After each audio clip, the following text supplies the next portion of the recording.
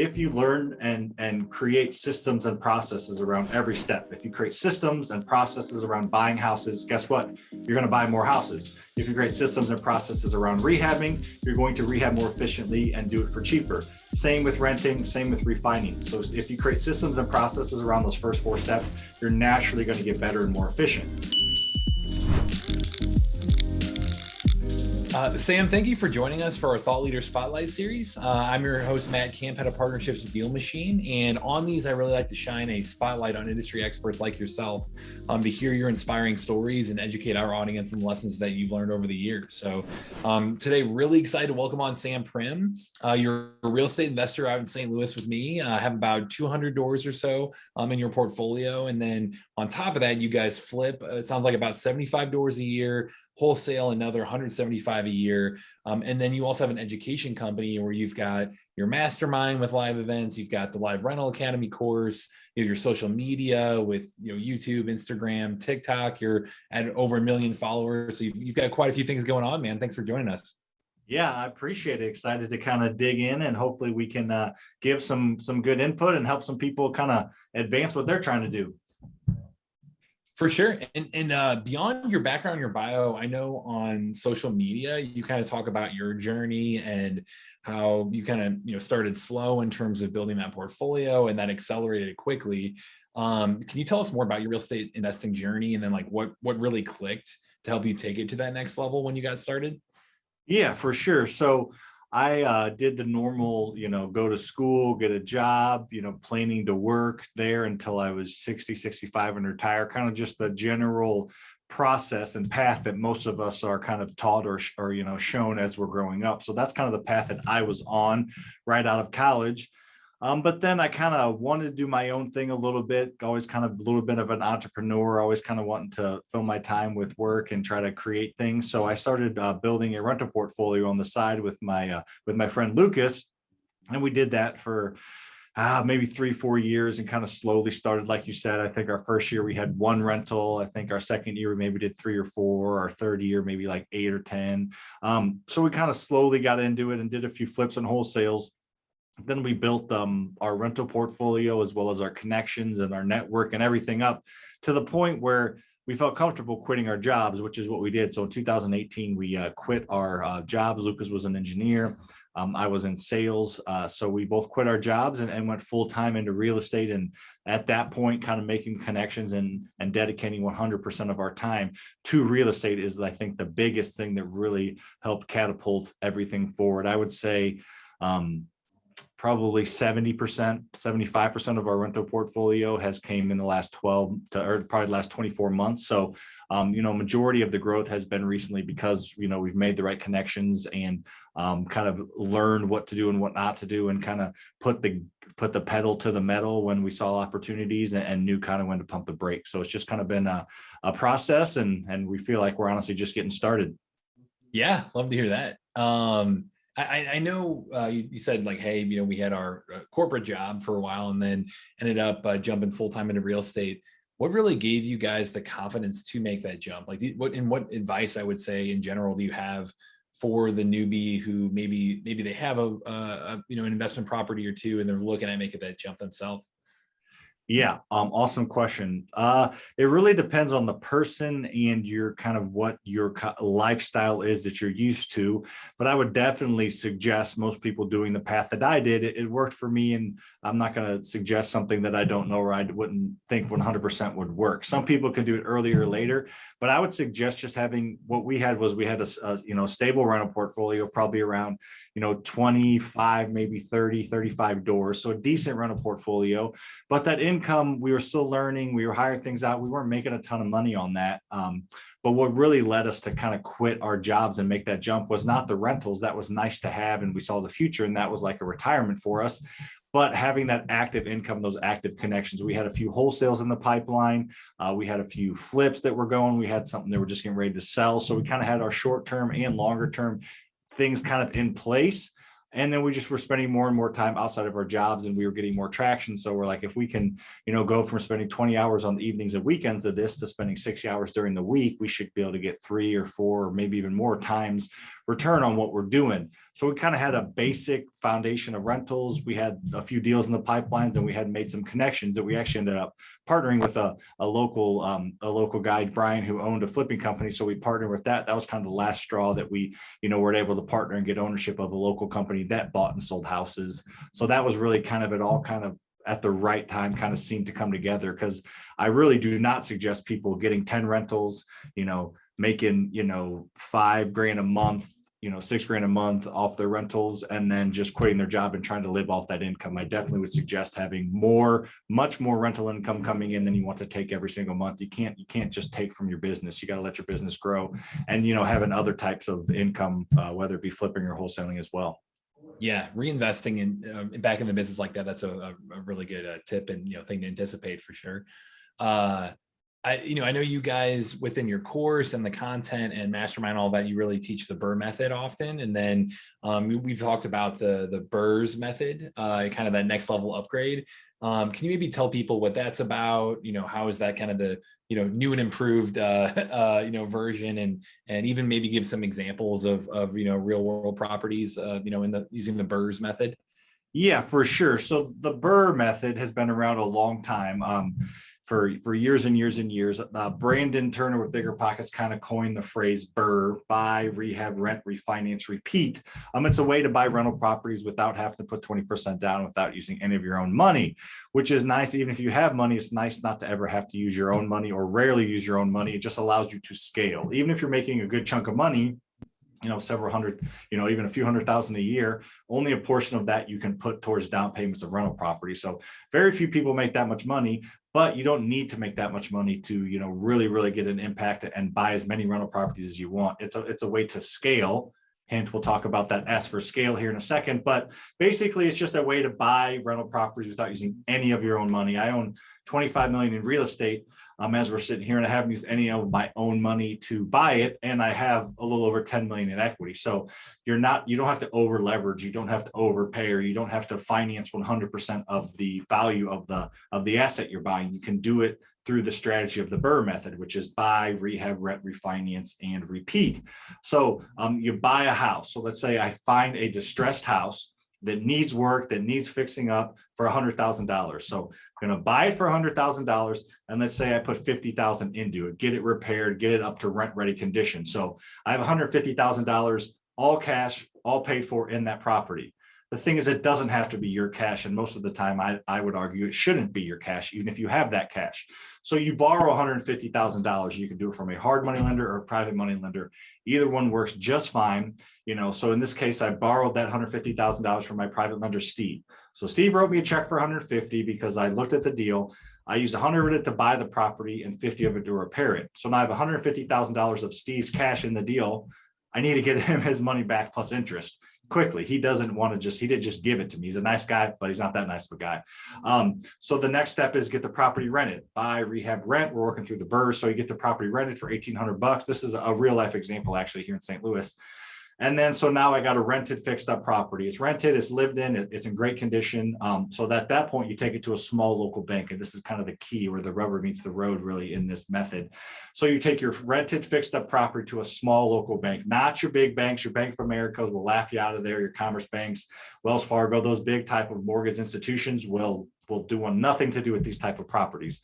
But these small local banks, First State Bank of this community, or this community bank, or local credit union, these banks love to do loans like this. So what they'll do is they'll send out a third-party appraiser, and they say, all right, whatever the appraisal comes out at, we'll give you a loan for 80% of that. They want that 20% equity. Most people get that 20% equity by putting 20% down, but you don't have to put 20% down. You just need that 20% equity. So we're kind of backing into that. So this specific property we just talked about, 150 grand of Steve's money in it.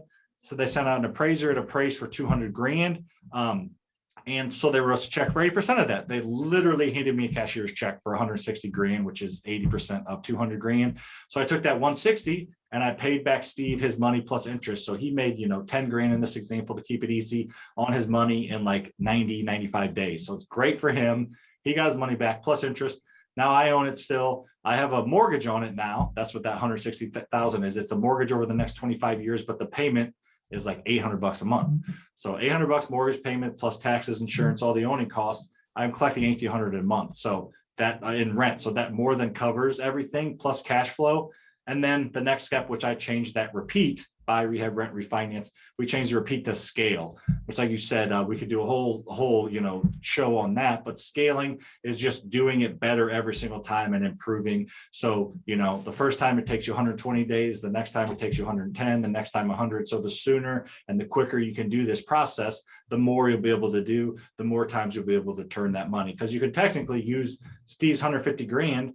If you do it every 90 days, you can do that 4 times a year. So it really kind of just, however quickly you can do it and more efficiently you can do it, helps you grow. So it's just a really, really cool way to kind of back into that 20% down without using any of your own money. Yeah. And I know you guys even, take it to the next level when you talk about scale, and you have an acronym around that. That's really a framework for new investors too. Can you maybe break that down for our audience as well? I think they'd find that, methodology helpful. For sure. Yeah. So yeah, I'm glad you said that. I didn't want to continue to ramble on. So we took a break and now we continue to ramble. So like we said, that BRRRRs, how we have it is an acronym: buy, rehab, rent, refinance, and scale. So scaling, most people know what scaling is. It's getting, a bigger, better, higher levels, doing more, and just, growing. But that scale is also an acronym. So S stands for systems and processes. Not super exciting, but if you learn and create systems and processes around every step, if you create systems and processes around buying houses, guess what? You're going to buy more houses. If you create systems and processes around rehabbing, you're going to rehab more efficiently and do it for cheaper. Same with renting, same with refinance. So if you create systems and processes around those first 4 steps, you're naturally going to get better and more efficient. The C of scale stands for coaching and community. So you got to get involved in your local community or whatever community you're investing in, whether it be your local meetups, your local Facebook groups. You got to get to know people in the community that you're going to lean on. They're going to sell you houses, you're going to buy houses from, that are just really going to help you grow, because they're going to benefit from it too. Not everyone's giving you stuff. So you got to get involved in your community, and coaching is what I would suggest. Hiring some type of coach or mentor. I spend a lot of money every single year on a mentorship. And we just kind of, Matt, we kind of came up with this analogy recently. Who's the best quarterback ever? Not a trick question.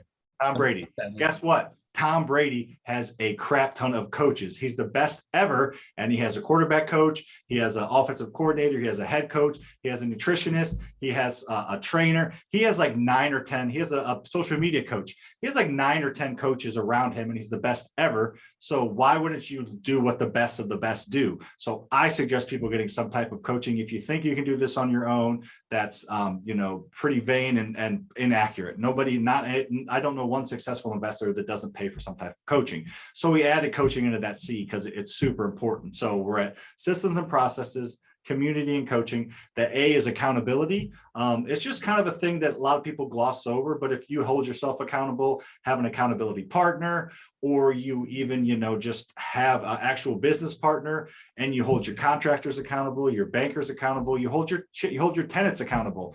If you just have a culture of accountability, it just really bleeds out into every part of your life and business that will just help you grow quicker.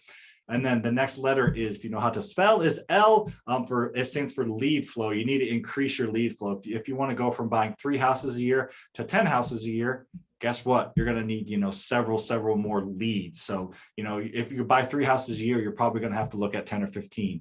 So naturally, if you're wanting to buy 10 houses, you're going to have to look at 100, or 75 to 100 leads. So you're just going to have to increase your lead flow if you want to buy more houses. It makes sense, right? But some people need it, it's easier to have it all explained out for you.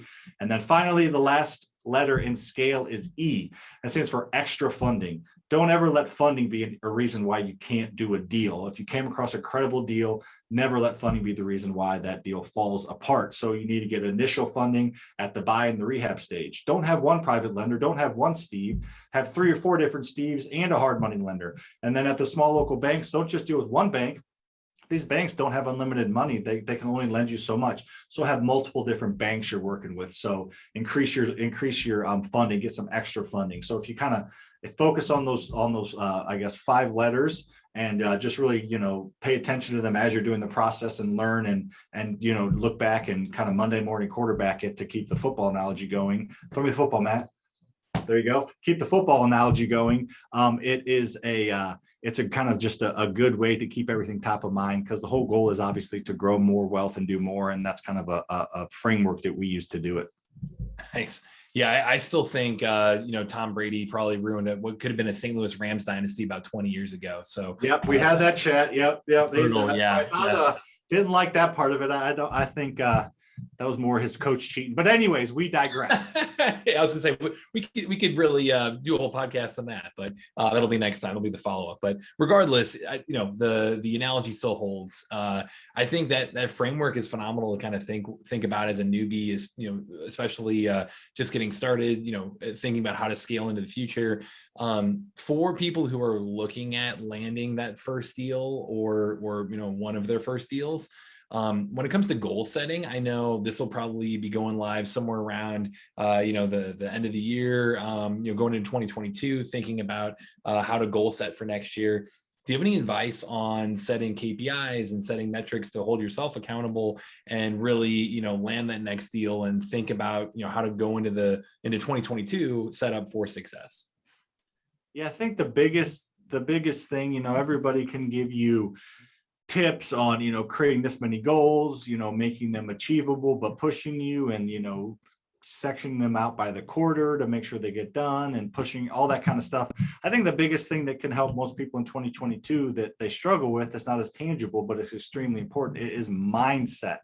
I feel like, you talked about what clicked with me to kind of grow this rental portfolio and to grow these companies. It's more mindset than anything. I am confident in this statement that, successful people and my success, 90% of it is mindset. Only 10% of it is tactical. Only 10% of it is driving around with the DealMachine app, driving for dollars. Only 10% of it is sending direct mail. Only 10% is negotiating and managing and rehabbing well. That's a lot, but the other 90% is in people's minds, understanding that they have control over, their actions, and their actions have, control over their outcomes. So just understanding that internally, if you work on having a strong mindset, not letting things get you down, not letting perceptions of other people affect what you want to do, not just letting the crazy world out there bring you down. If you can remain positive and push through all the crazy stuff, because guess what? This is not easy. People confuse simple with easy all the time. It's simple. The BRRRR method is simple, but guess what? It's not easy. You're going to have a heck of a time finding those deals and getting them at the right price. You're going to have to deal with contractors and leaving the job early. You're not getting it done on time. You're going to have to approve a ton of tenants. You're going to have to meet them at the house. You're going to have to deal with banks saying no. It's not easy. It's simple. So having that mindset and understanding the difference between simple and easy, and just, understanding and preparing yourself for what's ahead and having a strong mind, you'll get 25 times more accomplished next year than, having all the right boxes to check, but not having the right mindset to do it. Yeah, that's excellent. And I mean, when it comes to mindset as well, I know you often talk about having this competitive mindset of abundance and how that has contributed to your success. Can you maybe explain, what that means and how that's, what outlook you have, when it comes to having that competitive mindset of abundance? Yeah, for sure. So yeah, that competitive mindset of abundance is a thing that came to me.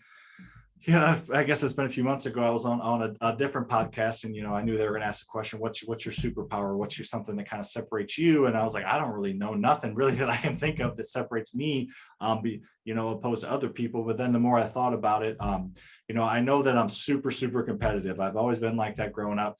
Apparently, folklore is I was a pretty bad kid, like always getting in trouble, always doing stuff. But as soon as I got to kindergarten and first grade and it became competitive to be good, you got gold tips for being good, you got praise for being good, you got your name on plaques for being good. I was like, turn around, straight A's, 4.0. Everything, never getting in trouble, never going to principal's office. As soon as it became competitive, and then I played every sport under the sun growing up. So I've always been extremely competitive. So that's a benefit, but a lot of people are competitive. So woohoo, Sam, good for you. But then having this mindset of abundance, which is completely different and new for me. Like our core values, we have 7 of them, integrity and courage, persevere, all this stuff. Everybody in society is taught to work hard, persevere, do the right thing. That's nothing new. But the one that's hardest for people to understand, and the one that's the most important, in my opinion, is our core value, is that mindset of abundance. there's enough out there for everybody. There is such thing as a win-win situation. You do not have to step on people's throats to win. You can make a little less money on a deal and do the right thing. And, just know there's another deal is going to be coming your way. You don't have to push people out of deals and try to make every single penny and squeeze, a dime out of a penny. You don't have to do any of that. You can have that mindset that there's enough for everyone. You don't have to stab people in the back, and you don't get worked up if you don't get every little deal or something doesn't go your way. So having that, like, it's almost like a hippie, like it is what it is mindset, everything's going to be all right, kind of mixing that with the competitiveness of I want to win, but I just want my competition to be 1A, not 1. I don't want them to lose. Having that type of mindset has really seemed to grow. I mean, social media, like you said earlier, I don't know how the heck I have like 1.5 million people following me on the 3 social medias. And I don't know why, but part of it, I think, is having that mindset of abundance, but then also as pushing myself. So kind of a long-winded answer to say, yeah, I think a lot of people are competitive. Some people have that mindset of abundance, but mixing the two is, I think, not to give myself too much credit here, is, I think, a little bit unique. And I think it's kind of helped me be successful. Yeah, I love that, man. I mean, I think that positive energy and that mindset is infectious. Like, I see why people, are drawn to that and want to share that too. So, I know on social media, you often will talk about, trends in the market, the Zillow news that recently happened, when it comes to their iBuyer program, all of this. So you have a pretty good pulse on the market yourself. Can you maybe talk about, your thoughts on 2022, where things are headed, how you're preparing for this, and, what investors should be doing about it? Yes, I'm going to do a disclaimer. I'm just kidding. No, I'll put it out there. I will talk a little. I'm getting ready to shoot a YouTube video, so I'm researching now on what 2022 I think is going to turn, and I'm waiting until our mastermind meeting in next month to kind of get the opinions of people in the room. But yeah, I can give you my thoughts on 2022, what I think is going to happen. Nobody knows for sure, obviously, but I don't see anything, drastic happening. I know it's a lot cooler to have a thumbnail, with a sad face on a YouTube video and a house burning down in the background saying it's crashing. I've seen the real estate market is crashing, the world's ending thumbnails for 4 years now, going back to back every single year. You can predict as much as you want. You'll be right twice a day if whatever the stop clock's right twice a day kind of thing. So eventually somebody's going to be right predicting a crash, but it's just kind of a cool clickbait type topic. So unfortunately, I don't see that happening. There's no data to support a crash. I think next year, I'll give you what I think it's going to do and why. Next year, I think it's going to start off slower every single year for the past 121 years, because I just did a research on it since 1900 for the video I'm going to shoot in a couple of weeks. Every single year, Great Depression aside and 08 through 2013 aside, every single year, spring, summer are up, winter are down. Spring, summer, it's like literally like clockwork, kind of like a wave. So we, for the first time ever, not in a crisis, we did not have a slowdown in 2020, the end of 2020. Almost every single market continued to rise. So that was the first time in a long time. And there wasn't anything, crazy. Obviously there was COVID, but there wasn't like the Great Depression, the market did pretty well. The first time we haven't had a seasonal dip. So I think we're going to have one this year. I think we're already starting to see it. So I think we're going to start to slow down a little bit in most markets going into the winter and early next year. And some people are going to cry crash, and I hope so. And I think that they're wrong. And so then I think, kind of a long way to say, I think next spring it's going to pick back up again. Spring, summer is going to be hot like usual, people out of school looking to move before the school year starts, all that kind of seasonalities. So I think next year is going to be pretty strong into next fall. And then next fall, the Fed is claiming they're going to raise rates, I don't know if it's 100 basis points to a quarter of a percent, somewhere along those lines. So they are going to raise interest rates because they can't stay this low forever. So I could see that affecting the market a little bit. So I could see next fall, next winter being a little bit harder hit than most. And then I think we'll start to normalize a little bit. These W's that we've had, 2000 to 2007, down to 2013, up to 2020, like this W that the market's done since 2000 is not normal. You go back 121 years, like I keep referencing, it's a pretty flat upward trend. So I personally think we're going to have a little bit of dip in next year. And then I think it's going to start to get a little more steady, more of that 3 to 5% growth, not freaking 15 to 20% growth, because that's obviously not sustainable. But a softening or plateauing back to normalcy, I think, is much more likely than a crash, in my opinion. Yeah, I mean, I think market timing in general is one of those just, yeah, I mean, obviously, like you said, no one has a crystal ball, but it's one of those things that new investors can use as a reason not to get into real estate. But, it's one of those default answers that you hear. It's the hesitancy of the risk of what's going to happen. Like, how would you give advice to newbies who, don't want to, or may not be getting started because they don't know the right time to get started? Yeah, I mean, the right time to get started was 2011. But, aside from that, right now is a perfect time to get started. A lot of people just have the retail W-2, hate to be negative, sheep mindset where they just kind of see what they, see and take it at its face value and don't really think any deeper.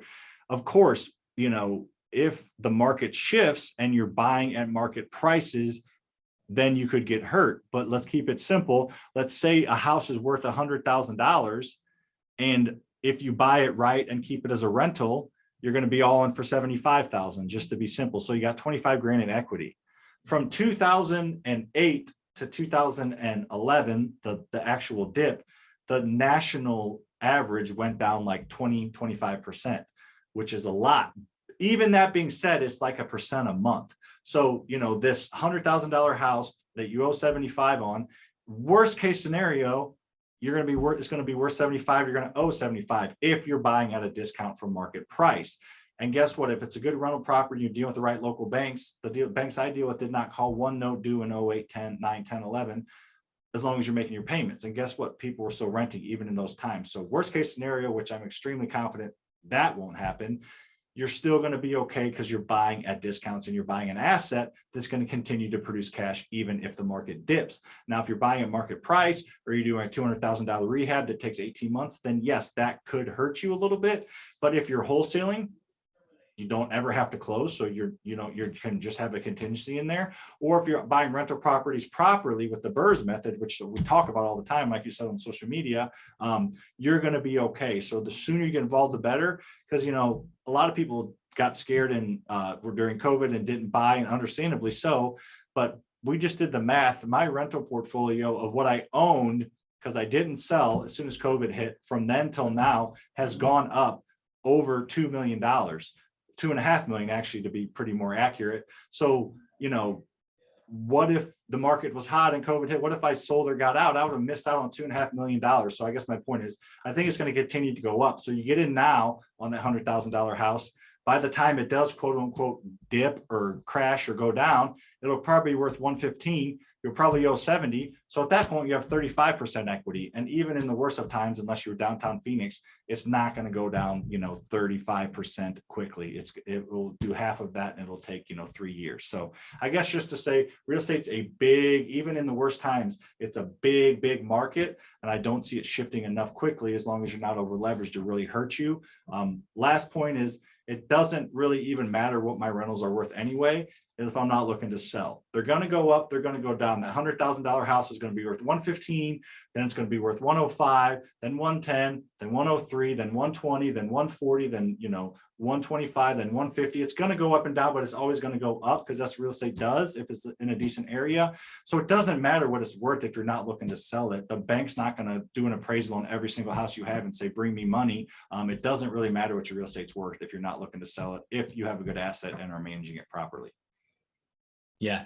This has been excellent, man. I really appreciate the time today, Sam, and you coming on and sharing all this with our audience. I know one last thing I did want to ask you about is I saw that you guys have started a not-for-profit called Greater Giving, focused on mental health awareness. And I know we talked about mindset and a variety of things today. What can you tell us more about that organization? Why you started it, how people can help? Was definitely curious in that. For sure. Yeah, no, I appreciate the shout out. Yeah. So Greater Giving is a non-for-profit that we started earlier this year. We kind of always wanted to give back, kind of one of those things when you do well, I feel like it is your responsibility to give back. And we wanted to be able to impact as many people as possible. It's great to, donate and, do mission trips to Mexico and Haiti, like a lot of people do. That's all great. But we wanted to kind of take a different approach and try to stop a lot of the issues at their core. If a young person can understand how to deal with mental health, and they can understand their mental health, and they can start to learn how to deal with it at a young age, imagine the impact that they will have on their life and then the people's lives that they have. A lot of these really bad things that happen in life and these really horrible stories and incidents you see are people that have mental health issues.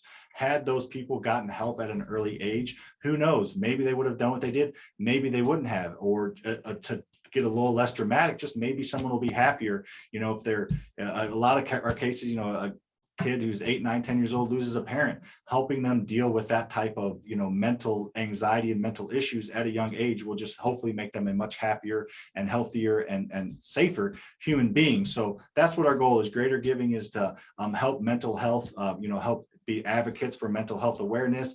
We donate to company, or we donate to other non-for-profits.